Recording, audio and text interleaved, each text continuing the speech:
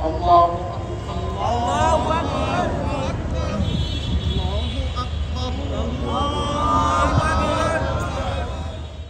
দাবদাহে পড়ছে মাঠ ঘাট, অতিষ্ঠ জনজীবন। এমন আবহাওয়া উপেক্ষা করেই সিজদায় নত ধর্মপ্রাণ মুসল্লিরা। উদ্দেশ্য সৃষ্টিকর্তার অনুগ্রহে এক পশলা কল্যাণের বৃষ্টি, যা স্বস্তি দেবে জনজীবনে।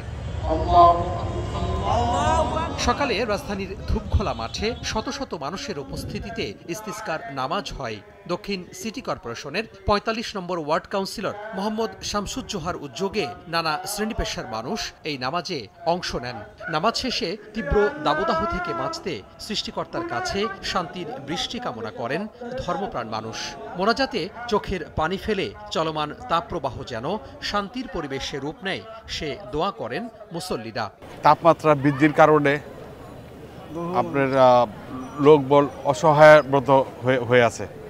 আপনার পশু পাখি, কুকুর, বিড়াল রাস্তাঘাটে পড়ে মরে আছে। এইটার থেকে মুক্তি পাওয়ার জন্য আজকে আমরা এই ইস্তেসকার নামাজ আদায় করলাম, যে আল্লাহ তাআলার কাছে আমরা দোয়া প্রার্থনা করলাম যাতে আমাদের এই দুর্যোগ থেকে আমাদের আল্লাহ তাআলা যাতে রক্ষা করে। 1, 2, 3 ঢাকায় জমি জিতে নিন 100% ক্যাশব্যাক সহ 20 কোটি টাকার পুরস্কার। এদিকে রাজধানীর উত্তরার আশকোনায় ইস্তিসকার নামাজ অনুষ্ঠিত হয়েছে। সম্মিলিত ওলামা পরিষদের উদ্যোগে এই নামাজে নানা বয়সী মানুষ অংশগ্রহণ করেন। খোলা আকাশের নিচে তীব্র রোদ উপেক্ষা করেই নামাজ পরবর্তী মোনাজাতে অংশ নেন ধর্মপ্রাণরা। আল্লাহ পাক যাতে আমাদের দোয়া কবুল করে এবং বৃষ্টির ব্যবস্থা করে দেয়, যাতে মানুষ সহ সকল মাখলুকাত শান্তি পায়। সবাই সবার জায়গা থেকে আল্লাহকে আমরা একটু চেষ্টা করছি যে অন্তত তার ফায়সালাটা যেন আমাদের মধ্যে আসে এবং সে যেন আমাদের যেন রহমতটা দিয়ে দেয়। আমরা যে পাপ করেছি সেই পাপটা যেন মাফ করে দেয়।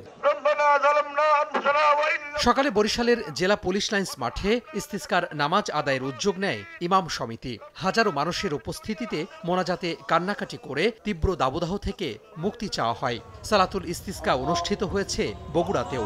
শহরের আটপাড়া কেন্দ্রীয় ঈদগাহে বৃষ্টি প্রার্থনায় নামাজের আয়োজন করেন স্থানীয় মুসল্লিরা। এছাড়াও ব্রাহ্মণবাড়িয়া, মাগুরা, ঠাকুরগাঁও, মাদারীপুর সহ দেশের বিভিন্ন স্থানে একাধিক সালাতুল ইস্তিসকার জামাত অনুষ্ঠিত হয়। তোহা খান তামিম, সময় সংবাদ, ঢাকা।